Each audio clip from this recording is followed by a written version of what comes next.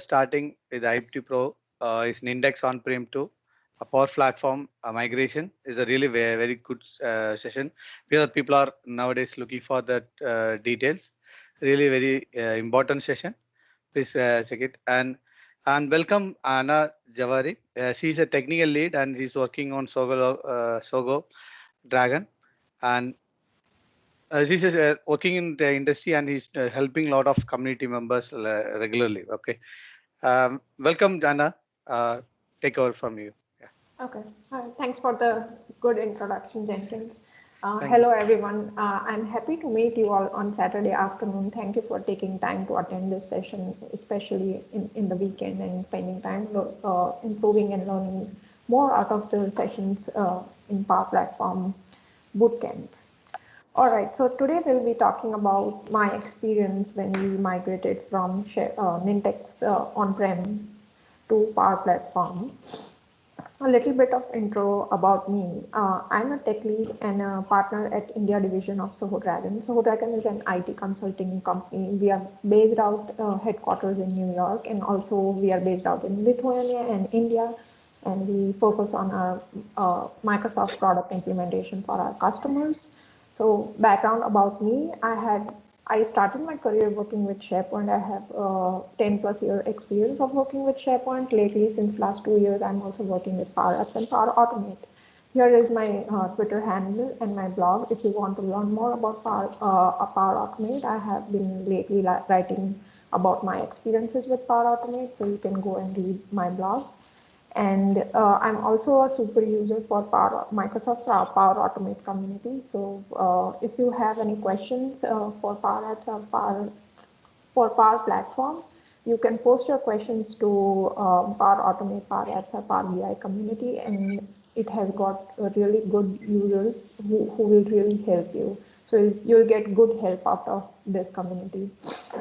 All right. So, what is the session objective? Like, you are spending your Saturday afternoon, you should learn something out of it, and it should add value to your skill set, right? So, what will you learn today? Like, I'll share the challenges that we faced from Nintex on-prem migration to Power Platform. So, what challenges we faced during the planning, what challenges faced during the implementation and deployment, and how we got through those challenges. So I'll share that about it in this session. I also share that, okay, what were the pros and cons of doing Nintex to Power Platform migration? What will you learn out of it?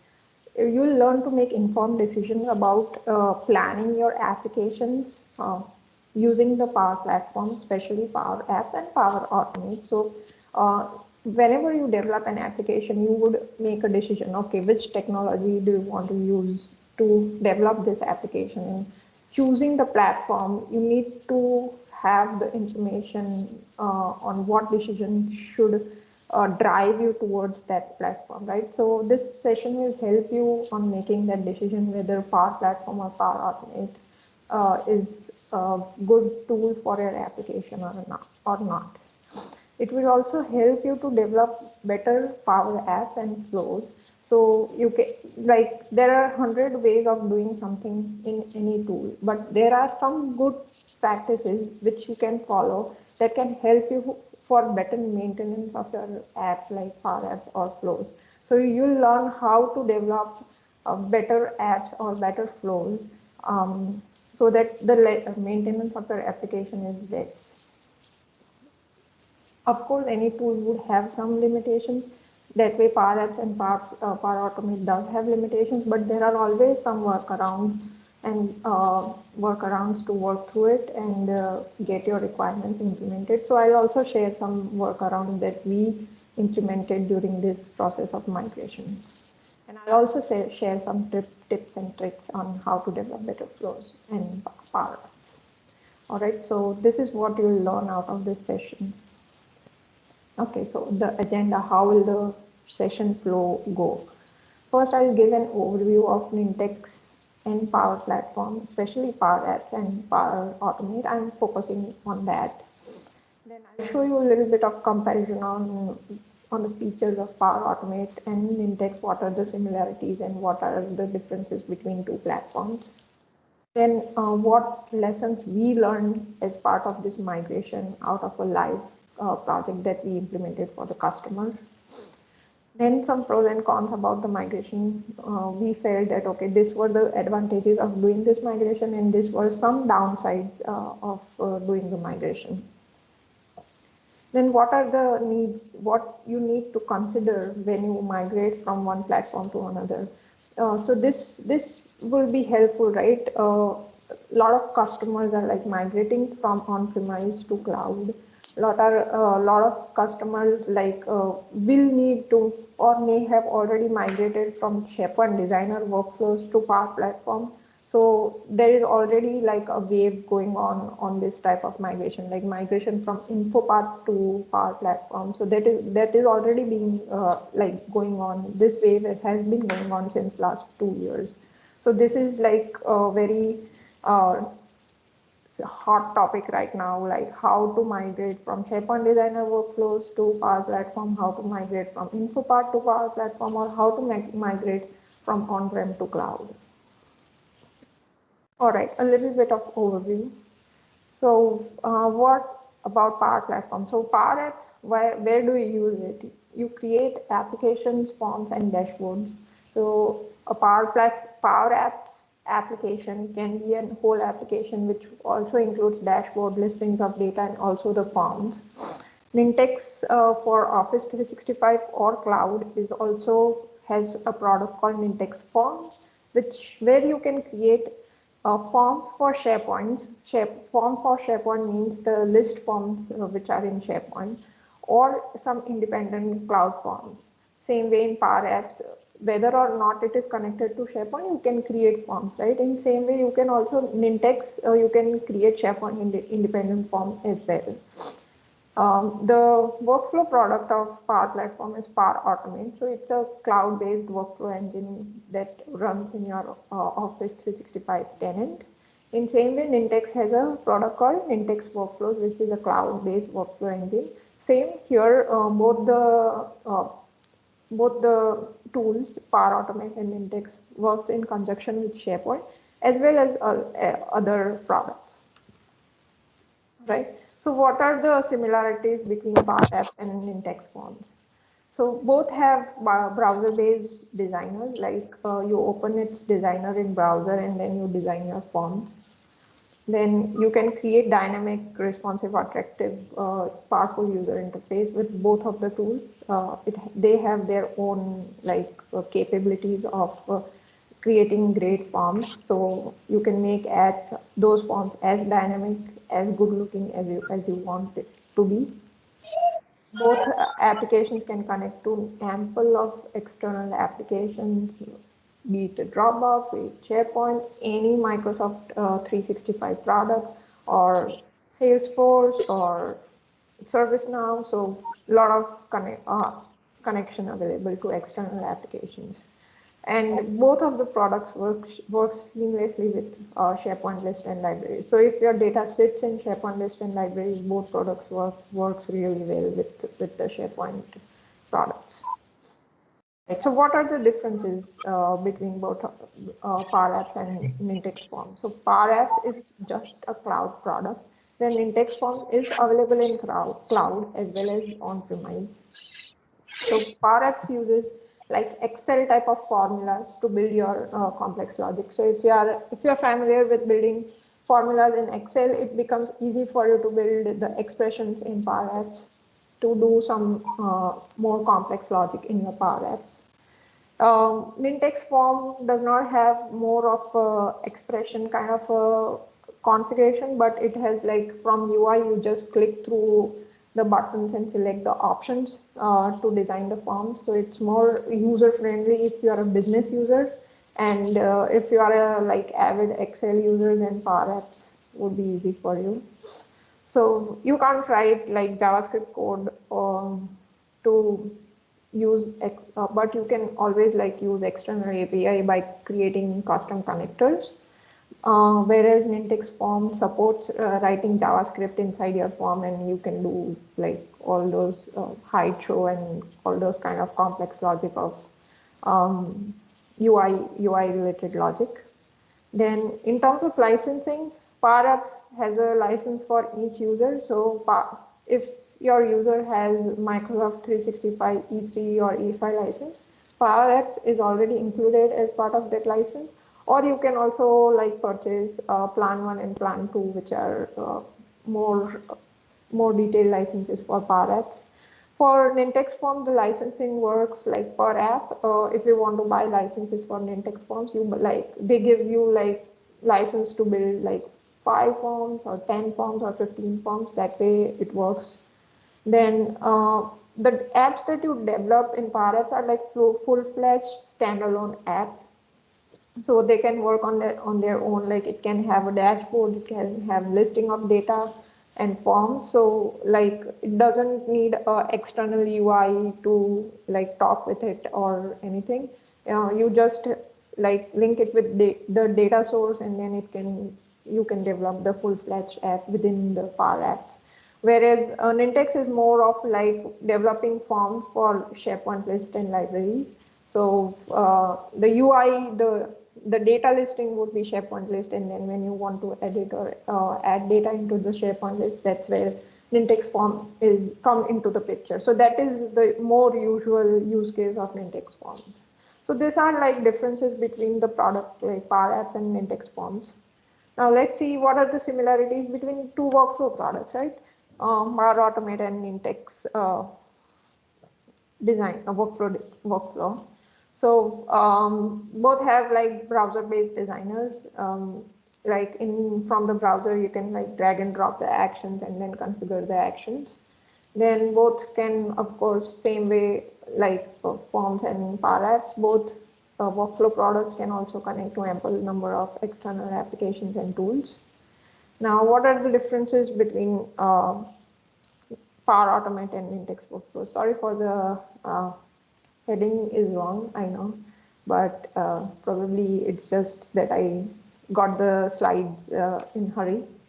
So for Power Automate, it stores the tasks in CDS and not in SharePoint. So if you have worked with SharePoint, you may know that the workflows are more of task-based workflows. The tasks are stored in SharePoint list. But Power Automate has its own database called CDS, nowadays called Dataverse. So tasks are stored in Dataverse, not in SharePoint. And Nintex Workflow stores the task in SharePoint task list. Then same as Power Apps, Power Automate also uses formulas for complex logic. So if you want to write some if conditions, or if you want to like do some string operations or like date operations, you need to use those formulas, expressions to do that. So if you are again here, if you are an Excel user, you will find it easy. Nintex workflow, whereas uses more of a drag and drop and configuration kind of UI rather than using complex expressions. So pretty easy for business users who are not very into complex formulas. All right, so the performance of Power Automate workflows is based on licensing. So if you are like using Microsoft 365 license to use Power Automate, then the performance is kind of low. If you are using Plan 1 and Plan 2, based on that license, you will get a better performance. So the performance is based on what license the user has. And the Nintex workflow performance is based on the SharePoint workflow engine. All right. So that was about an overview about two form products and two workflow products. Now I'll walk you through the lessons learned during what we learned during this migration. So my presentation is more about like sharing this juicy stuff or what we learned. I don't have demos today, but I have a lot of screenshots and a lot of juicy stuff to share with. So give all your ears to this session, and I am sure you'll learn something out of it. So first of all, the lessons learned when we migrated from Nintex Forms on-prem to Power Apps in cloud. So there are different types of applications that you can, apps that you can develop in Power Automate. Depending on the size and the complexity of the application, you will choose what app you want to develop in Power Apps.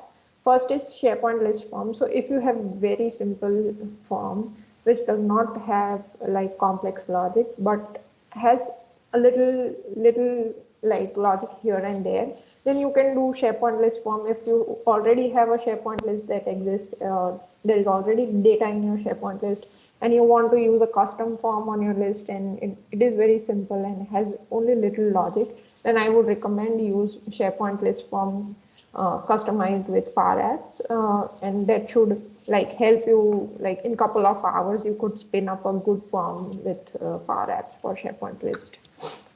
If your application is a little more complex and you want to develop an app on its own which can have some reports or listing of data and as well as forms, then you can go for Canvas apps, which is more than a SharePoint list form. It has a UI of its own, and user can do all their work from the Canvas app itself. So in that case, you can do Canvas app. But if your data structure is really complex, there are a lot of relationships between your data, then I would recommend that you go for model-driven app. So model-driven app are driven by the data structure of the application. So if the data structure is really complex, then you should consider model-driven apps. So yeah, so based on the complexity of application, based on complexity of data structure, you will determine like what Power App you want to develop for your application. All right.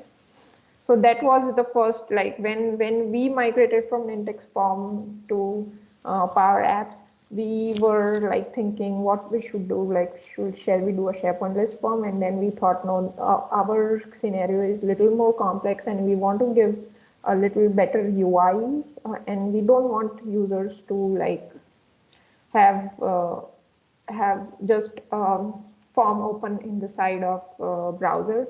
So we wanted user to go inside the form, have the full screen view of the form. So that's why we chose Canvas apps, as we already had our data stored in SharePoint. So Canvas app was a good decision for us. We had a little complex data structure, but as the data was already sitting in SharePoint, so we chose Canvas apps. What's next? So a repeating table. Now, if you work with InfoPath, or if you have worked with Nintex forms on-prem, repeating table is kind of a common thing that your form might be using.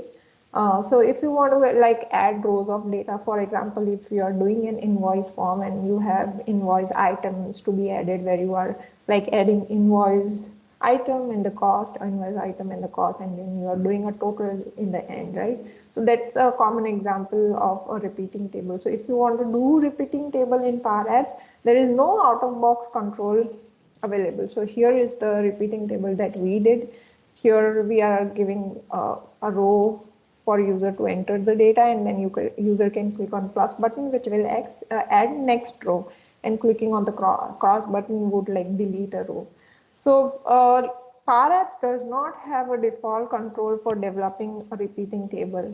So you need to use combination of gallery controls and other controls, and develop a logic for doing a repeating table. So it involves a little more work, but it's not like that repeating table control is not available, so you can't do repeating table in Power Apps, but you can develop your own logic. There is a lot of articles available in the community. So if you do a quick search, you will find a lot of articles how to do repeating table in Power Apps.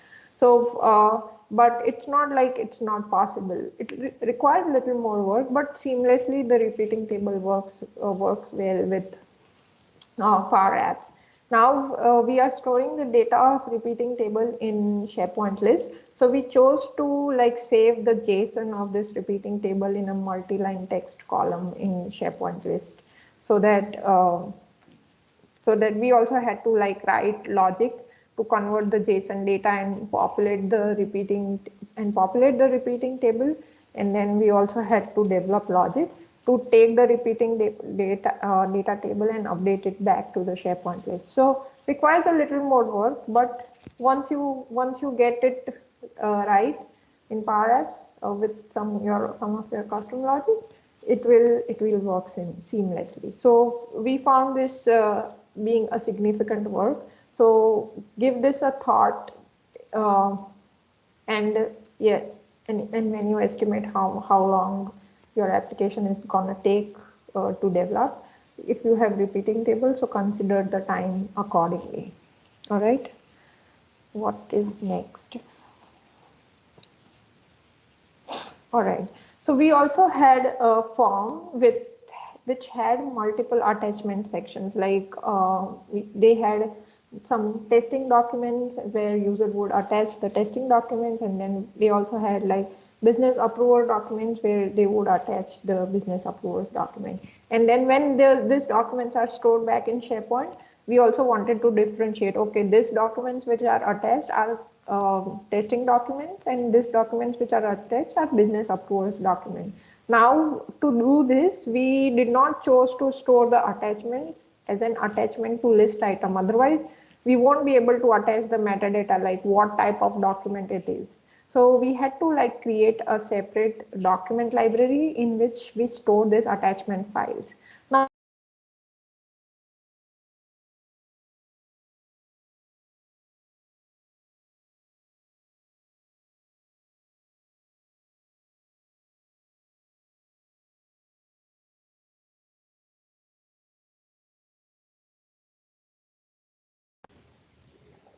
Hello.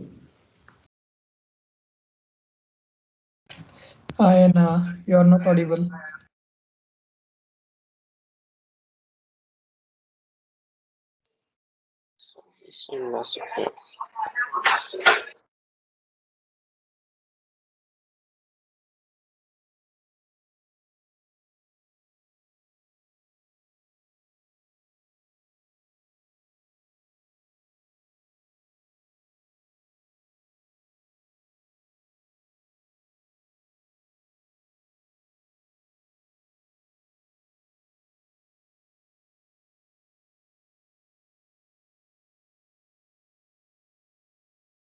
Hi, Anna. Hello, Jenkins. Now able to, yes, fine. Yeah. hello, can you hear me now? Yes, now fine. Yeah. Okay, okay. Maybe some And you can see my screen, right? right now it's no problem. Go ahead. Okay. Okay, so let me get back to this attachment section. So we had this attachment sections which we wanted to store like type of document along with the attachment. So we wanted to save that data back to the document library, so we can store like this, the type of document is testing document or type of document is business upload document. So Power Apps does has an attachment control, but that attachment control like would save the document just as a SharePoint list item attachment and not in document library. So that's why we had to like create a separate flow which would be like called, like we would call the flow when the documents are attached in this control, and then a flow would go and save the data, save the document and also the type of document in the document library, and then return back to the Power App. So we had to develop a separate flow in order to implement this. So this was a good learning for us to figure out like how can we make the multiple attachment sections work in our Power App, as opposed to one attachment sections which Power App provides by default.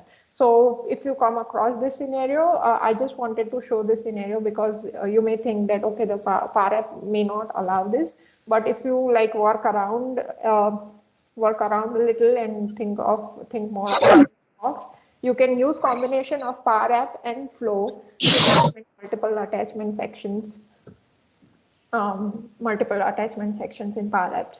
And also, if you want just one attachment sections, but you want You want the documents to be saved to document library and not as a list attachment. You can use the flow to save the documents to the library. So in that scenario, also this would work. All right. So as I mentioned, we used Power App attachment control, stored the document in document library and used the flow to save the attachments to the document library along with the metadata of the document. All right, so what's next? So this was really helpful. As we had a like pretty long form for the migration. So we had like 4 tabs in the form and a lot of fields in the form. So we developed this branding screen for our Power App so that if there are like any changes coming in during testing phase or coming in during UAT phase. So we did not wanted to like go to each control because we had around 150 controls in the form. So if you are like designing and changing the fonts and all, and there are a lot of like changes coming from the users in terms of design.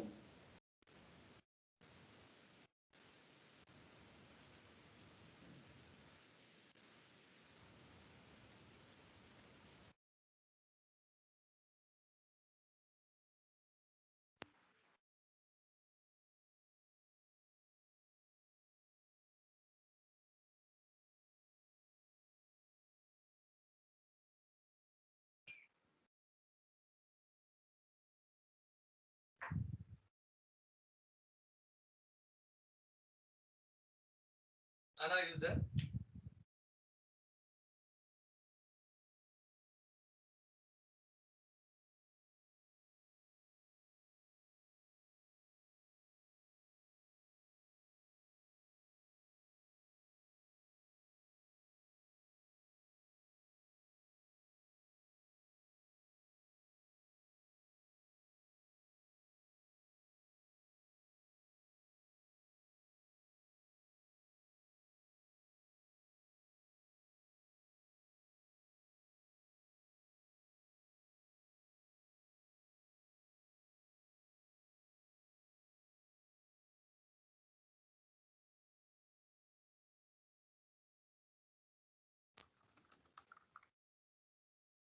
Anna, I think it's something wrong with the internet connection.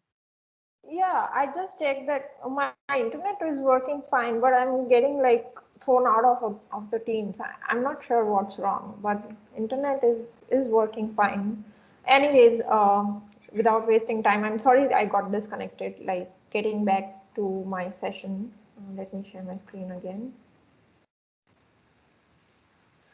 All right, so what I was explaining that branding screen, where branding screen is helpful is like you have a large form and then Power Apps, you provide the font and font colors and the button colors and the background colors using the properties of Power Apps. Now, if there are a lot of changes you're going to receive from the user or from the QA team, and if users are not sure and you have to do markups kind of thing, then what you can do is you can develop this branding screen where you configure the colors that would be used in your Power App. This screen would be like hidden screen in your Power App, and then you would use this configuration settings in your Power App controls. So there is a very nice video done by April Dunham. So we like took inspiration from her video. So you can refer, like there is a link to her video in this presentation. So when the presentation is shared, you will get this link. So refer to this video. It is really good. It will help you on how to build this branding screen, and also like saves you ton of effort to like go to each control every time in order to change font types or font sizes or font colors or the button colors. So we found this really helpful. We've done this for our application and have saved us a lot of effort. All right. So what next? So we also used environments while developing the app and also the flow. So how does environment help is like the developer team works in the sandbox environment, and also the testing team would work in the sandbox environment.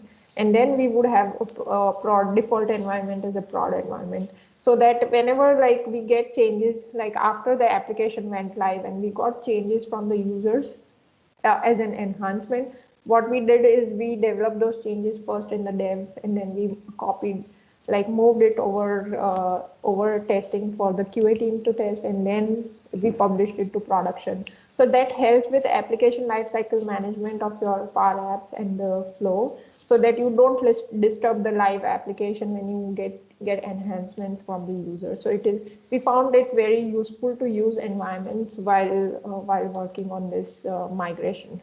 So there are some license requirements for creating the environment. I have included the link on Microsoft guidelines on which license works with creating, which allows users to create environments.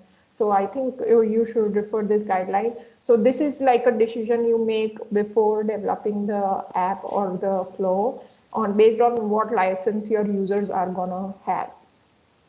All right, so that was about creating environments. We found creating environments and using the environments really useful in our application lifecycle management.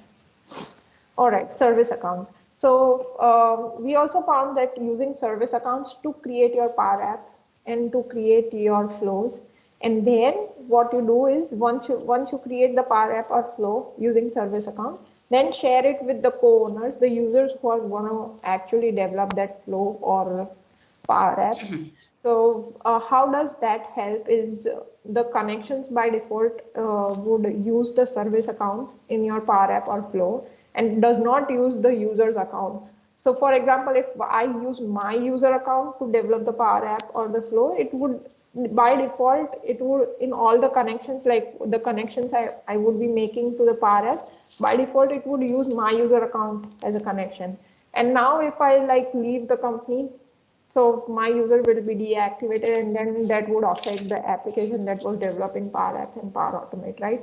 You may not want that to happen. So that's why create a service account, give a proper license to that service account, and then create the Power App or the flow, and then share it with, for example, if I need to develop the Power App and the flow, it will be shared with me, and then I can work further on the flow or the app, right? So that we found it really useful so that we don't have to like go again and change the connections every time, and uses the service account by default.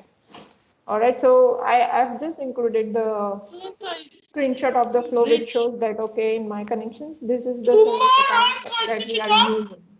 There's some background noise. If you can mute background, someone. Then you just switch it on and start because I will not be here on Monday. All right. So we also use So I leave it here on this chair. approvals in Power Automate using the start and wait for approval action. So all our approvals are implemented using this action in Power Automate. What we found is when we wanted to use groups, like we used groups for permissioning of our data. So when we wanted to use groups to assign it to the approvals, like we weren't able to use it. So what we had to do is like we had to first query the members of the group, and then in this assign to field, we had to use the list of group members that we queried. Like for example, if you are using M365 group or Azure AD group or SharePoint group, first query the list, the members of the group. There are already actions available in Power Automate to query the members of the group based on the source where your group is created. So based on that, you query the members and then provide the group members here, the list of group members in the assigned to field. You will not be able to use directly the groups here in the assigned to field. So this is like a small thing, but helps because for maintenance of the SharePoint site, we did not want admin to give individual user permissions. We wanted to use groups. So, and that's the normal scenario in production environment where IT would force you to like use groups because of better maintenance. They don't have to like provide permissions to individual users. Also good practice to, using the groups for permissions. All right. So what we learned here is that when you want to use groups in approvals, just query the members and then use it in the assigned to field of approval actions. All right. Then what's next in Power Automate? Yes, so in Nintex on-prem, we had like whenever we create an approval task in Nintex on-prem workflow, we had also option to like configure the reminder. So that, for example, if we have configured reminder to send the reminders every 5 days, then if approver has not provided the decision, the reminder would go out after 5 days, reminding the approver that okay, you have an approval pending. But this functionality does not exist in the start and wait for approval action of Power Automate, unfortunately. So what we had to do is like we developed a separate flow which has a recurrence trigger, and we wanted that flow to like execute on daily basis. So we used the recurrence trigger to execute the flow on every day. And then we would like query the items from the SharePoint list which are like pending from approval. And then we also like stored the date on when the last approval was received. So from which we could determine, okay, the last approval on this item was received since like 5 days. Now it's time to send reminder for this item. So that's how we implemented our own logic in the flow. We queried the items. We determined whether this specific item needs a reminder or not, and then we sent reminder emails from this separate flow. Now the downside of this approach is whenever the approval image is sent to the user, they would like get the approve reject options in the email itself, so they don't have to go to the Power Automate portal to approve and reject. So this reminder email would not have that ability to approve and reject directly from the email. What you can do at most is include the link of the task or Power Automate, so that will take user to the Power Automate portal, my approvals, and allow the user to approve and reject from there.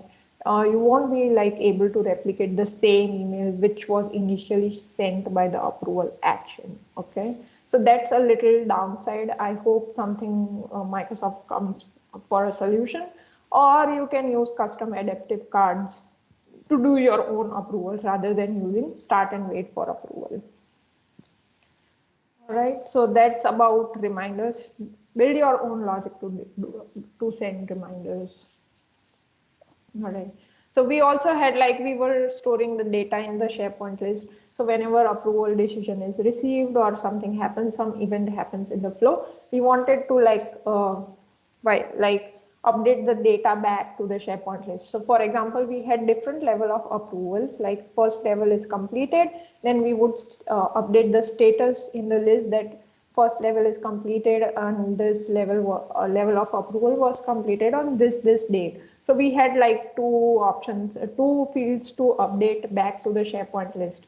Now what issue we ran into is we were confused on whether to use the default update item action to update data back to the SharePoint, or whether to use REST API to update data back to the SharePoint. So we evaluated both of the actions, and we thought what would be better in our case. So I have just included comparison of this both actions. So update item action is an out-of-box action which is available in Power Automate, and you can use it to update data back to the SharePoint, and that is very easy to use.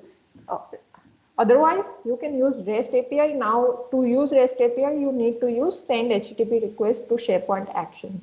So what happens with update action is whether or not if you want to update the required field in your list, if, for example, title field I have in my list. If I want to update data back to SharePoint using update item action, whether or not I want to update my title or title field or not, I have to provide the value of the title field because that is a mandatory column in my SharePoint list. So that is a downside of using update item action, whereas in REST API option, you just provide the columns which you want to actually update back to the SharePoint list. So another, like an advantage of using update item action is it is very user friendly. For REST API, you need to learn those syntax, and if there is like a like small mistake of missing a comma or a quote, your REST API will not work. So you need to get familiar with the syntax in order to do the REST API option for updating the item. And also we also found that update item action, if we left a field blank, if you don't want to update the value and we left it blank, sometimes it updated the value as blank in SharePoint list, which we did not want it to happen. So we saw this intermittent behavior. So finally we chose to update the items with REST API, where we only provide the values of the column we want to update. All right, here is a sample on how to use update item action and how to use REST API. So here in update item, we select the site address in the list and we provide the ID we want to update. And then we provide here, as you see, the title is a mandatory column. So whether or not I want to update the title column, I need to provide the value of the title. Even if I just want to update this value, I need to provide the title value. Whereas in this option, this is using REST API. So this takes the SharePoint site address. Then method is post, because we are updating data back to SharePoint, and the URL that you call for the REST API, you need to learn this syntax. This is the URL for updating item to the SharePoint list. And then you provide this headers. These headers are used whenever you want to update data back to SharePoint. And here is the body payload, which actually includes like what column I want to update and what would the value of that column. So here I'm just updating the approved column and setting its value to true. So here there is a little syntax involved in URI and the body payload. So you need to learn this syntax, and also the values provided here in the columns the format of the values that you provide in the payload would depend on the type of the column. So if I am updating a lookup column, then the format would be a little different. If I'm updating a hyperlink column, the format would be different. So that's how you need to learn syntax. But once you have learned syntax, it is really easy to use. So for better consistency, we use the REST API option to update data back to SharePoint. All right. So that was about update item. Then we also observed that when we started building the flow, it was like turning out in a very large flow. And then when you edit a large flow and then when you want to update it, the designer becomes quite slow. Like we had 300 over actions. So like in middle of development, we figured that, okay, our flow is like kind of becoming really slow because it is kind of turning into such a large flow. So what we did is we broke down our flow into different small flows, so that the maintenance of the flow becomes really easy for us. And then what you can do is you can call one flow from another flow based on your logic. So how you can call one flow from the another flow? So there are two options there. You can use HTTP actions in order to like use the HTTP trigger and use the HTTP action to call one flow from the another flow. Now the downside of this approach is you need premium connectors. If you are using M365 license for Power Automate, then you won't get the premium connector. So if you have Power Automate plan 1, plan 2, then of course you can use HTTP and it works really nice seamlessly. But if you don't have premium connector license, then there is also one other option where you can use run a child flow action. The only prerequisite of using this option is you need to develop the flows as part of solutions, but that should be possible. So there is also a reference I have included, like I have written a blog where you can call one flow from another, so you can read that blog on how you can do it, like step by step walkthrough of doing it. But this breaking down into multiple flows also helps in reusability.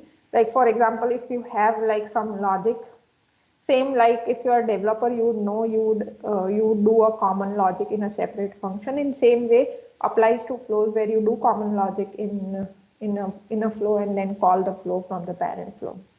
So if your like flow turns out really large, break down in like smaller flows and then call one flow from another flow really helps. We saw that Power Automate Designer goes really slow when you have like 300 to 400 actions, and then it makes it very difficult for you to edit the flows, right? Just for opening, it would take 1 and 2 minutes, and then when you click on the action, it would take like few seconds for it to open. So that those are like, of course, there is a 500 action limit for one flow. So when you go near that limit, the performance is going to be affected. Right. Then we also faced one like awkward issue where we were using the approvals using the start and wait approvals from Power Automate. And then while we were testing this, our users like saw the email like this. And when they would click on like approve or reject button, that would take the user to the Power Automate portal from where they can provide yes or no decision. But the user wanted that email approval kind of a facility. They didn't want it to go back to the browser and provide their decision. So what happened is they did not get this kind of an UI. This is the default UI which you get when you use Power Automate approvals, where you click on approve, this comment box appears, and then you can submit and provide the approval from the email itself. You don't need to go to the browser. But because like our customer was using Mimecast email security, that was like blocking this message. Now this is called actionable message in Outlook, using which the email approval works. Now those actionable messages were like being blocked by the email security and filtering software. So what we had to ask IT to exclude this type of emails. So they had to create rule to bypass the email security for the approval emails. So this was quite interesting because we had no idea what, at like first looking at these emails, we had no idea why the users are not seeing the email approval. So quite interesting. So I thought if someone runs into issue, because like if you're working with customers like banking or nowadays like being in cloud, there would be some type of email security implemented, and that may like block the email approvals. Excuse me. All right. So what's next? Now this is a very interesting topic. So for example, in real world scenario, your approvers may not provide like decisions within a month. They might take, they're providing their approve reject decision in 2 months. But now what happens is flow would only run for 30 days, and then the flow instance expires. So flow will time out after 30 days. But what happens if you have pending approval in that flow instance? How would you like if 30 days are lost and the user approval does not come back with the approval decision, the approval would like time out and the user will not be able to provide their decision, right? In that scenario, we had to like use a logic to restart the flow, and flow would resume on the last status where it was. So we had to do that kind of a logic, and there is so here if you see, we have this approval in the do until action, and then after do until our flow is like completing. If the flow like times out, then we use the run after configuration and call the flow again using run a child flow. So there is a really good video by Reza Durrani who is explained really well on how to make the flows like last beyond 30 days. This is more about not last beyond 30 days, but once the flow times out after 30 days, it would like start a new instance and then make your flow, add the logic in the flow such that your flow resumes from the last state. And you save the last state to your data source, whether it's CDS or whether it's SharePoint list, right? So there is, I would prefer that you see this video on how to make your flow last beyond 30 days. All right. So we ran into these issues. The approvers at our customer did not approve the actions, did not provide their approvals even after 30 days of creating the approval tasks. So we ran into this issue. We implemented this logic, and it works really well for our customers right now. All right, so those were the lessons learned for both Power Apps and Power Automate, and I hope this adds some value to your current applications which are running in Power Apps or Power Automate, or your future applications that you plan to like use to develop in Power Apps or Power Automate. All right, so we identified some of the pros of using this, of doing this migration. So I'll just share what we found was good about using this application. I see a hand. Do you have a question? Hi, Anna. Yep. Hello. It was session. So in the session, you told that to create a flow, you need to create that flow using service account, and then you can share that flow to developer. Correct? Yes. So, but I did not understand. Even we can create a flow under that developer account, correct? Then Yeah, flow. but what happens is like by flow, by default, what the flow will do whenever you like add actions in the flow, it would take the connection. Like for example, I'm adding an action to get items from SharePoint in the flow. Then what will that action? What will flow do is use the connection of that developer account in the flow. Now, what happens? That developer has left the organization and the flow will not work because the developer's account would have been like deactivated, and then flow needs to use some other account which is kind of an active account. So what helps here is if you create a service account and then create the flow using that service account, by default the actions would use the service account in the connections, and that way the service account is not gonna like leave the organization or get deactivated, right?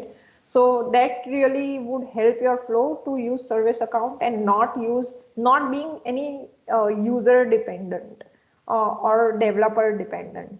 So that's why I recommend, yeah, Okay. use service accounts in the connections. So you can always create a flow within your account and then configure the action to use the service account, but then you will have to do it for every action that you add. Add like if I'm using Outlook in the flow, or if I am using SharePoint in the flow, then I'll need to configure an account that using which it would communicate to that external tool. So if you use service account, by default it will take service account. If you are using developer account to create the flow, then edit the connection of the actions to use the service account. So that thing you need to take care of. It's good to use service account in the connection rather than using a developer account. Yes. Make So in sense? future we don't need to change owner. Yeah, exactly. Okay, got it. Thank you. All right. Yeah, thanks. Anna, do we have any materials with respect to migration of Nintex/InfoPath forms to Power Apps? So I've also written a blog on what the session that I'm giving today, the same experiences and same lessons learned. I have also written that in the blog. So you can refer that blog in order to like read that and absorb this, whatever I said in this session is on the blog. So I don't have like a guideline written on each and every step, but of course it will help you make decisions of this migration. Does that make sense? Yeah, that's fine. Can you share the All link? right. Yeah, I'll share it. It's in the presentation. So presentation will be shared with all the attendees, and then you'll have the link. All right. All right. Let me just go like quickly through the pros of this migration. So if your workflow, if your application or workflow comprises under the M365 license requirements, your organization or the customer does not need to buy separate licenses to develop that application. All right, so saves the license cost. So if you are doing Nintex, you have to separately purchase the Nintex license. So you have to determine whether your application needs the premium connectors or not. If it does not need the premium connector, and if it is not like very busy application where like thousands of requests are like 10,000s of requests are coming every day, then I would suggest use Power Plan 1 and Plan 2 license. Otherwise, your application would like suffice the Microsoft 365 license. So you don't have, your customer doesn't have to spend on license cost. Then the Power Apps modern UI, we found it better than the Nintex classic UI. So Nintex has both classic UI and the modern responsive UI. But when your forms are already developed in Nintex on-prem, it would be using the classic UI. Now, when you migrate you need a migration tool like ShareGate or Metalogics to migrate like your forms to cloud, Nintex forms. So when you migrate, still you will be, your forms will be using classic UI. If you want to use Nintex modern UI, then you have to redevelop your forms in the modern UI. So now you are spending time after redevelopment. So you can choose whether you want to use Power Platforms or Nintex to do that redevelopment. So there is already like would be work involved in doing the redevelopment in Nintex as well. So that's where you can make a decision whether you still want to continue with Nintex or Power Platform. So depending on scenario to scenario, you may choose Nintex or you may use Power Apps. All right. So emails can be integrated within Teams or approvals can be integrated within Teams or email. So it provides easy way for users to approve directly from Microsoft Teams or email. So helps with the approvals. Then if your form is like, or the workflow is very simple, it just takes like couple of days to spin up and make your flow working in the Power Automate and the form working in Power App. So the development time required is less. Then with Power Platform, you also get added advantage of Power Virtual Agent and AI Builder. So you get AI capabilities along with Power Apps and Power Automate. So will make your app better. Then migrating forms and the workflows from Nintex on-prem or Nintex online does require you to do migration using ShareGate and other tools.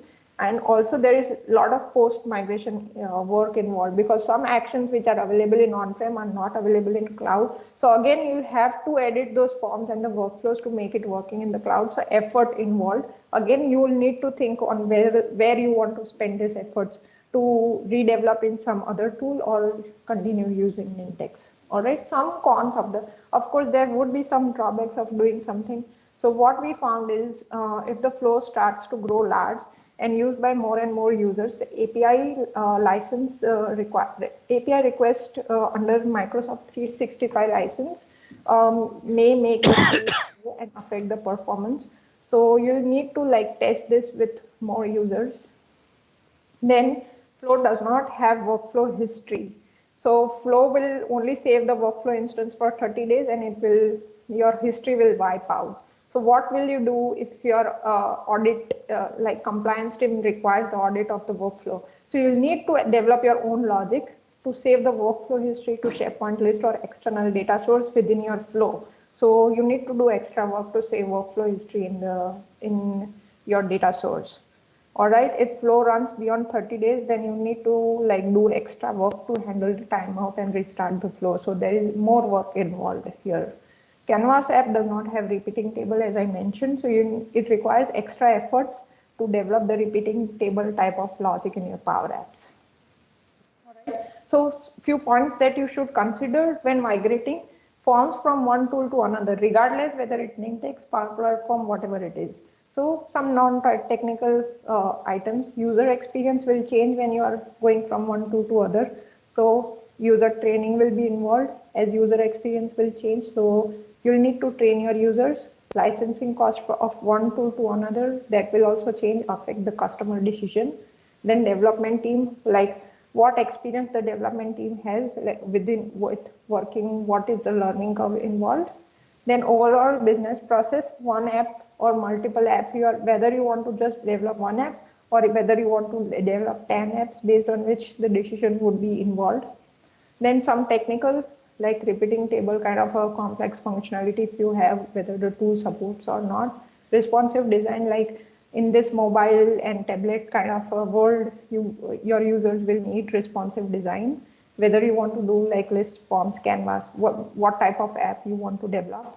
Attachments, like how much, what is the size of attachments, how much attachments are required by your forms, right? Then workflow tool, like what migration points to consider from migrating from one workflow tool to another.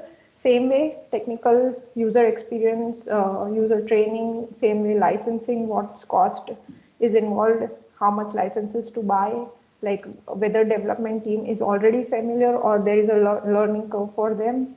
What is the overall business process, whether you want to like develop 20 flows or just one flow. Some non-technical like workflow history. Anna, it's, Yeah, time's up. right. Please try Okay, to yeah, close off. I'm done. These are just references and these are the same things, yeah, which I Yes. already covered in the sessions. And I'd like to thank the attendee and also the organizers and sponsors for putting the great event together. Yeah. Anyone have any questions? Please raise the comment direct to her. She'll respond back. I think now we need to move to the next session. It's already planning to start. Thank you very much, Anna. It's a nice Yeah, session and thank you. very informative. Thank you very much, Yeah. Thank you very Yeah, much, thank you, everyone. Dr. Yeah, thanks. Thank you. Bye-bye. Bye.